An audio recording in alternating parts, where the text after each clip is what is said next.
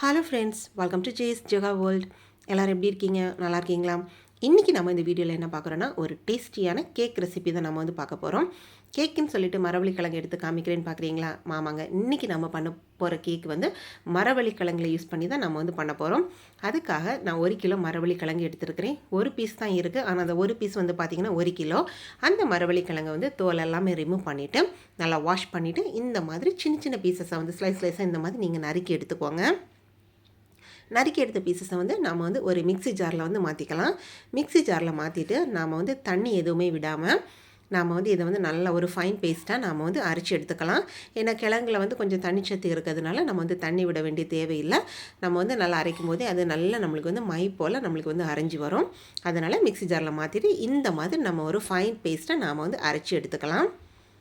அரைச்சி எடுத்த இந்த பேஸ்ட்டை வந்து வேறு ஒரு பாத்திரத்தில் வந்து நாம் மாற்றிக்கலாம்.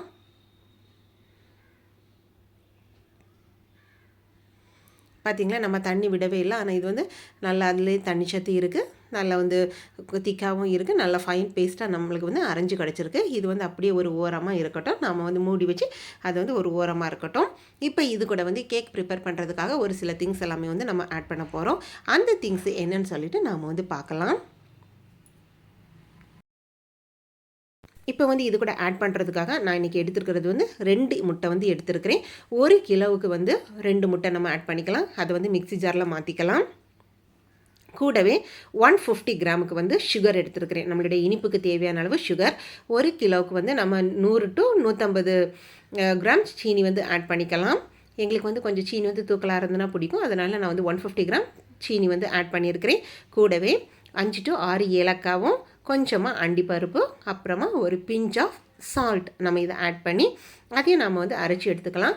இந்த சால்ட்டு வந்து ஆட் பண்ணும்போது அது ஒரு நல்ல ஒரு டேஸ்ட்டாக இருக்கும். இதை வந்து நல்ல ஒரு ஃபைன் பேஸ்ட்டாக நாம் வந்து அரைச்சிக்கலாம்.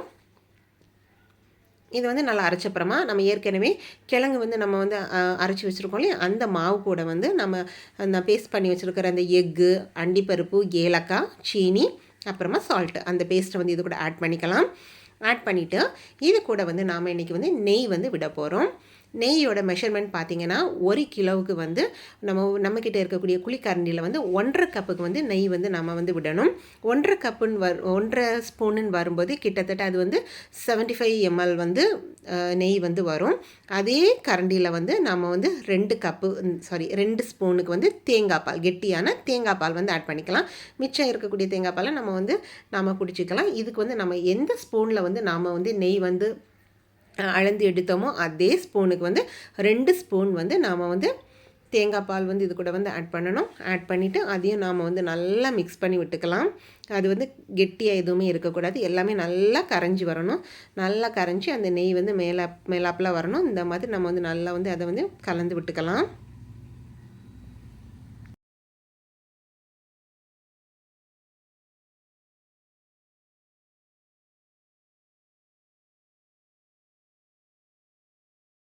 இது வந்து நல்லா கலந்த அப்புறமா நம்ம வந்து ஒரு மூடி போட்டு ஒரு ஓரமாக வச்சுக்கலாம். பாருங்கள், இதில் வந்து எந்த ஒரு கெட்டியும் இல்லாமல் நல்லா வந்து கரைஞ்சிருக்கு. இதை வந்து மூடி போட்டு நம்ம இப்போ தனியாக வச்சுக்கலாம்.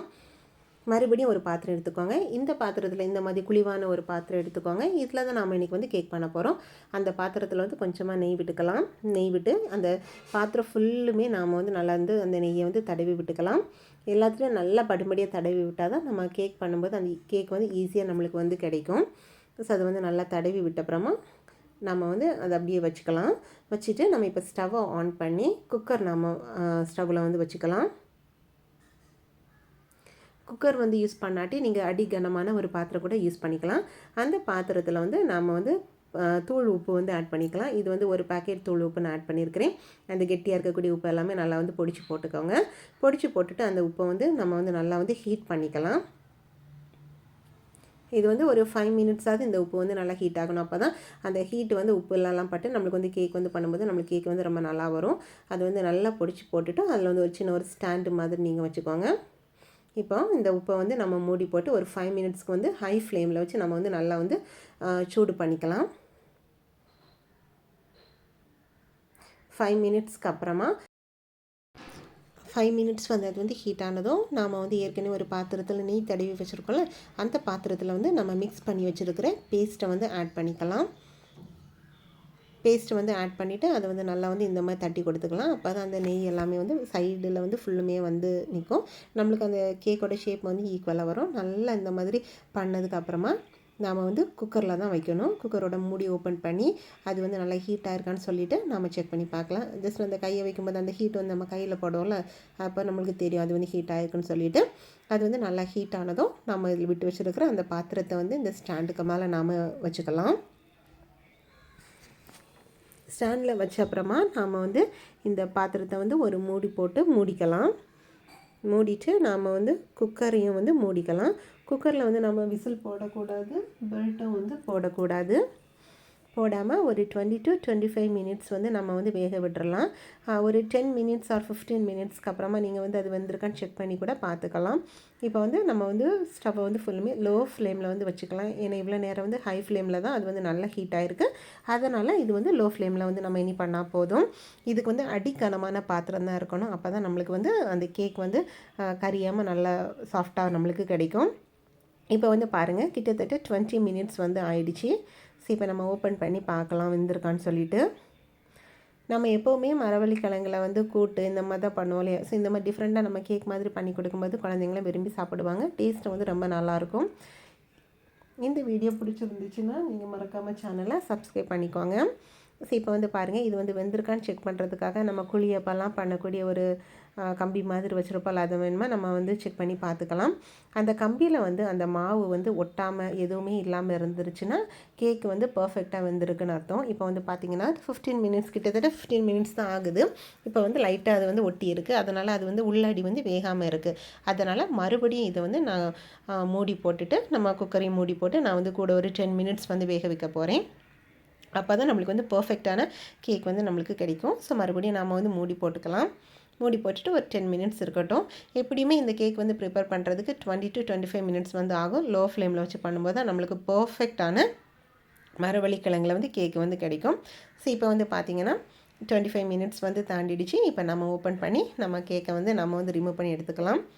ஸோ ஃபஸ்ட்டு கேக்கை வந்து அந்த பாத்திரத்துலேருந்து நம்ம குக்கர்லேருந்து அந்த பாத்திரத்தை வந்து நம்ம வந்து வெளியே எடுத்துக்கலாம். ஸோ பாருங்கள், அந்த நெய் எல்லாமே அந்த சைடில் எல்லாமே வந்து நிற்க பார்த்திங்களா. அந்த கேக்கு அந்த மாவு கூட நல்லா வெந்தப்புறமா அந்த பாத்திரத்துலேருந்து சைட்லலாம் பாருங்கள் ஓரமாக நல்லா பிரிஞ்சு வந்து நிற்க பார்த்திங்களா. ஸோ இப்போ வந்து நம்ம அதில் வந்து லைட்டாக வந்து அந்த கத்தியை விட்டு லைட்டாக நம்ம ஓரங்களில் வந்து கொஞ்சம் இலக்கி கொடுத்தோன்னு வச்சுக்கோங்களேன், கேக் வந்து நம்மளுக்கு பர்ஃபெக்டாக வந்து வெளியே வந்துடும். ஸோ அதனால் லைட்டாக ஏற்கனவே அது வந்து பார்த்திங்கன்னா சைடில் தள்ளி தான் நிற்கிது. நம்ம வந்து லைட்டாக அந்த கத்தி விட்டு நம்ம இது பண்ணும்போது நம்மளுக்கு வந்து ஈஸியாக வந்து நம்மளுக்கு வந்து வந்துடும். ஸோ இப்போ வந்து ஒரு பாத்திரத்தில் நம்ம இந்த பாத்திரத்தை கமத்தி நாம் வந்து எடுத்துக்க வேண்டியது தான். லைட்டாக ஒரு தட்டாக போதும், நம்மளுக்கு கேக் வந்து கிடச்சிரும். ஸோ இதை கட் பண்ணி நம்ம சாப்பிட வேண்டியது தான். இந்த வீடியோ பிடிச்சிருந்துச்சா மறக்காமல் லைக் பண்ணுங்கள், ஷேர் பண்ணுங்கள், கமெண்ட் பண்ணுங்கள்.